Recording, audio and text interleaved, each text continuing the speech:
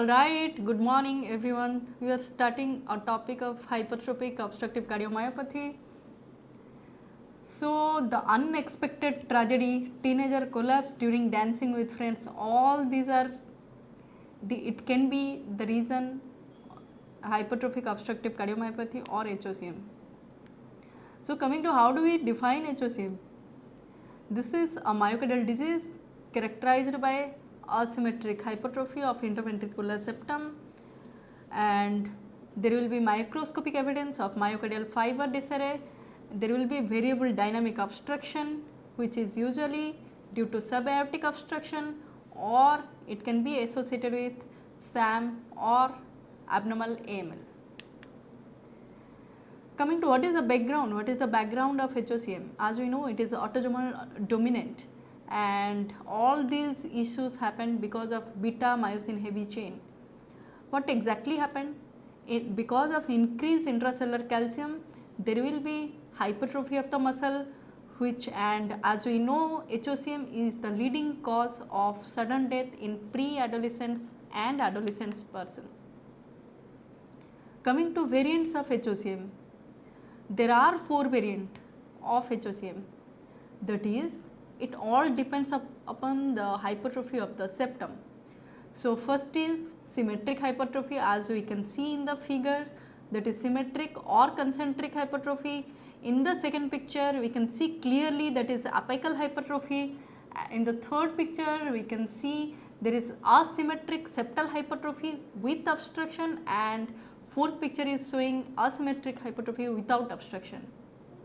So, what exactly happened in the asymmetric hypertrophy with obstruction? Coming to third picture, there is the obstruction that is due to dynamic obstruction because of systolic anterior motion of mitral valve, and also why?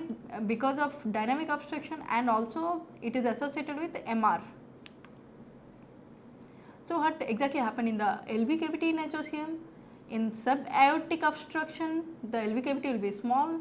In mid-ventricular obstruction, it will be dumbbell shaped and it will cause LV apical aneurysm. In the advanced disease, it will cause LV dilatation. Exactly, then coming to mitral valve. Mitral valve, as we know, it is a dynamic morphology and it will cause dynamic obstruction to left ventricular outflow tract, because there will be disproportionately elongated and thickened leaflet of AML, and the PML closes against the body of elongated AML at the junctional area. Okay, coming to what happened to the RV, LA and coronaries. As we know, there will be concentric LVH, even there will be concentric RVH. Why? Because of RVOTO, that is RV outflow tract obstruction, because of distorted interventricular septum. Also, there will be pulmonary hypertension due to long standing LVH. What happened to LA?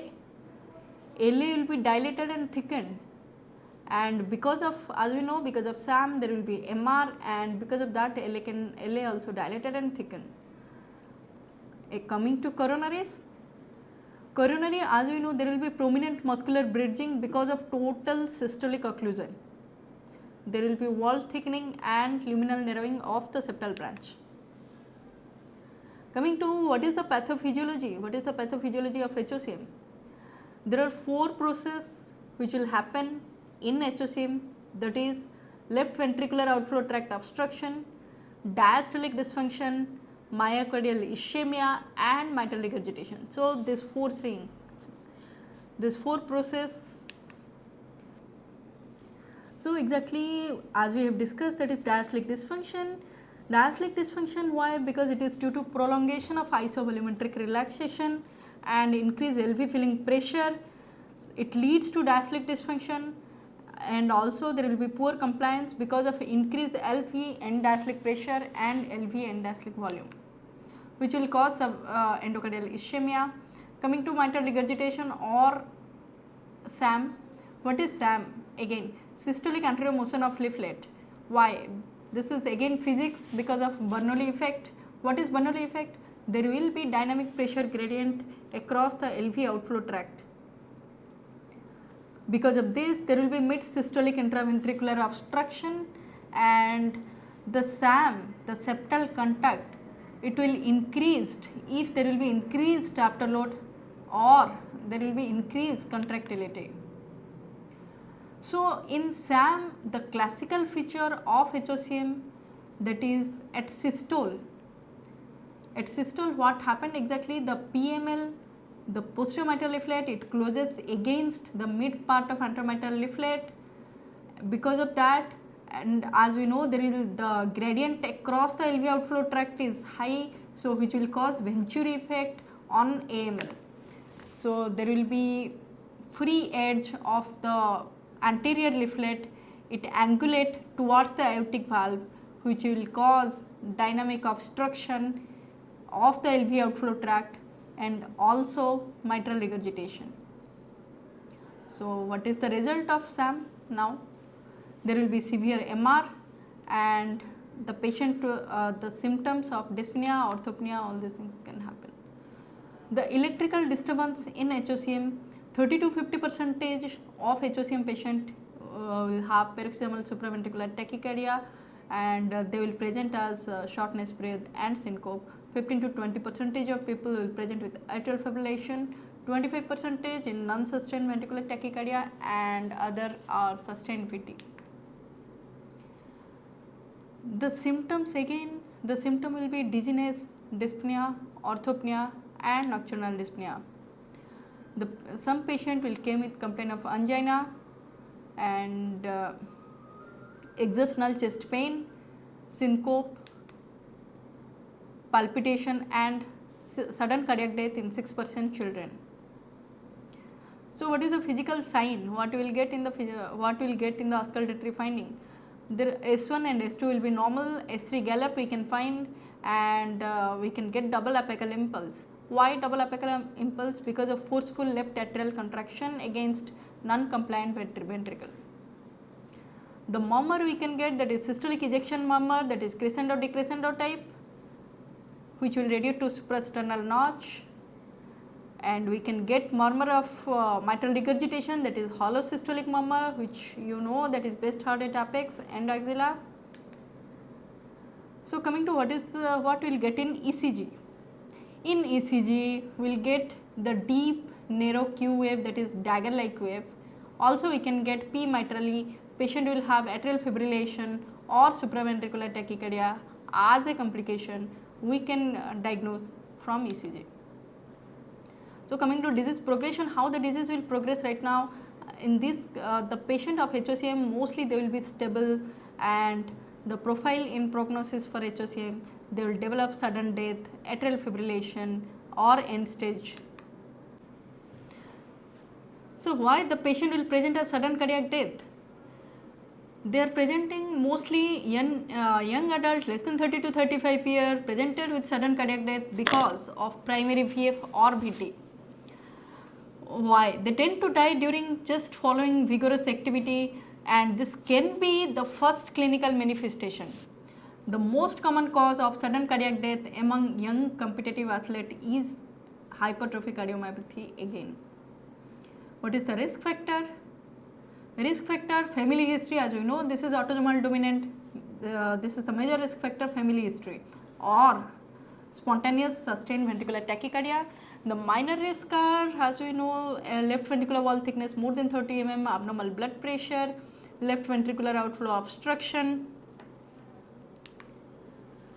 So, complication, what can be the complication of HOCM? Heart failure, endocarditis, atrial fibrillation.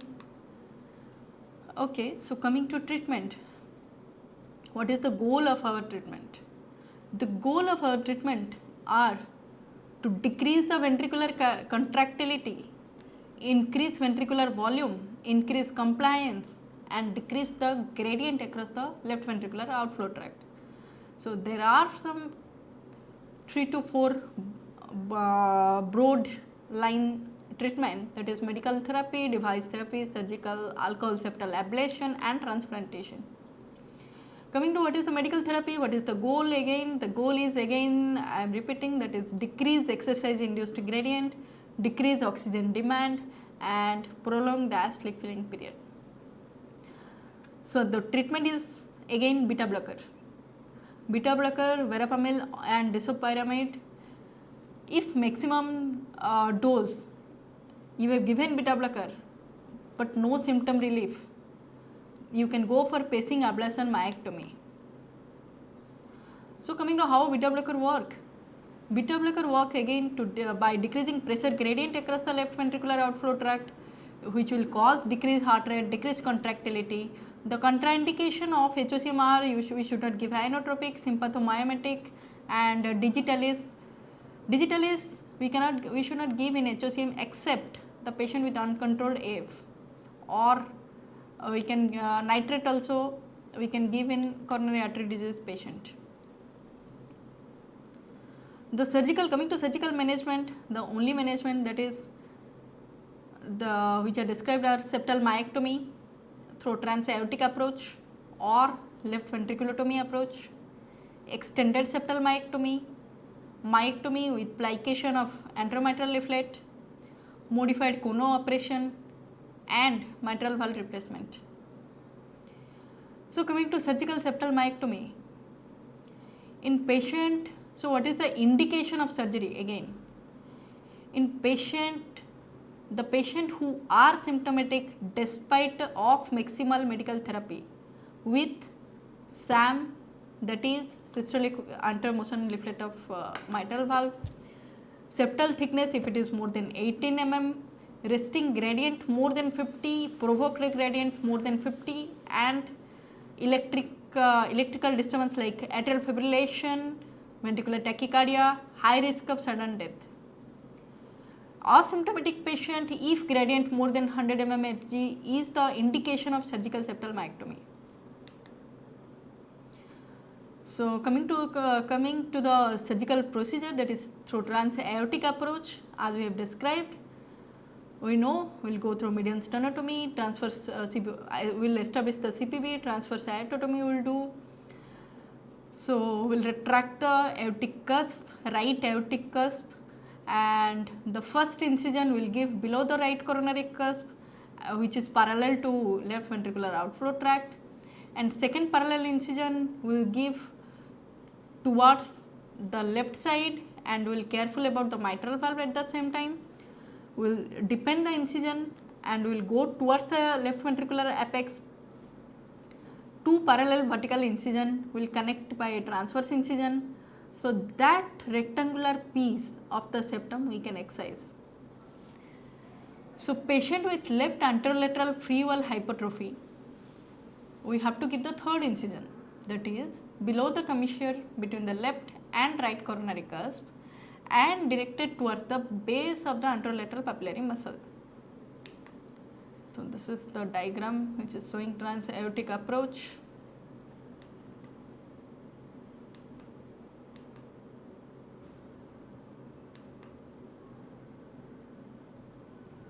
This is the adjunct to myectomy, we will see by T.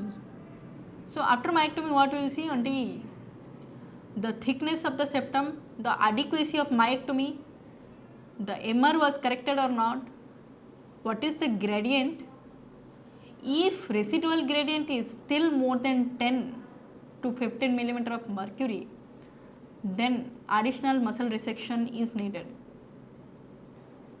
What else we can do? That is, we can do extended myectomy with reconstruction of subvalvular apparatus. That is, it will provide access to both papillary muscle, which will mobilize down to the apex.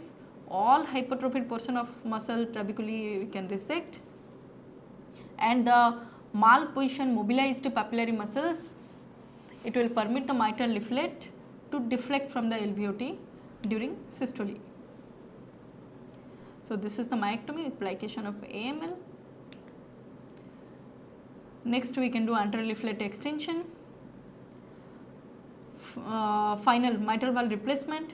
Mitral valve replacement where we can do, it is reserved for severity of the patient, severely symptomatic individual with gradient more than 50 mm Hg, with the septum thickness less than 18 mm, small aortic annulus, inability to achieve adequate resection, and myxomatous mitral valve. All these things we can plan for mitral valve replacement. Annuloplasty rings should be avoided in patient with systolic antemotion of left leg. Coming to post-operative care, in post-operative we have to think about preload. We have to maintain adequate preload. We have to avoid digitalis and avoid hypovolemia and NTG. Atrial fibrillation is poorly tolerated in post-HOCM patients, so we can use amiodarone liberally, and the complication of post-surgical procedure is complete heart block, that is 2.5 to 10%, LBBB, that is 50%, perioperative MI, and 5% patient can have AR. This is the long-term effects of surgical septal myectomy survival patient. We can see the myectomy patient, we can see in the left side the hospital mortality is only 0 to 6%, but 5-year survival is showing 93%, and 10-year survival post myectomy it is like 88%. Alcohol septal ablation also can be done. This is performed percutaneously. They will inject the alcohol in the septum, which will result in infarction of the injected area. The successful short-term outcome, LVOT gradient reduced from 60 to less than 20, and symptomatic improvement, increased exercise tolerance will be there.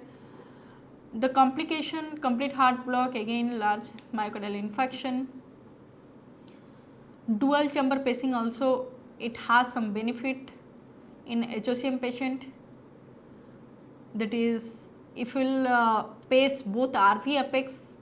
Proposed, what is the benefit? Pacing the RV apex will decrease the outflow gradient. By how? By decrease the septal motion, by decrease the SAM of the AML, by decrease the LV contractility. It is used in patient with significant symptoms who would not tolerate surgical therapy. Again, the objective measures such as exercise capacity and oxygen consumption are not improved in dual chamber pacing. Other measures also, cardioverter, defibrillator, the last who are not responding to maximal medical or surgical therapy, intractable heart failure with dilated ventricular cavity are candidate for cardiac transplant. Thank you.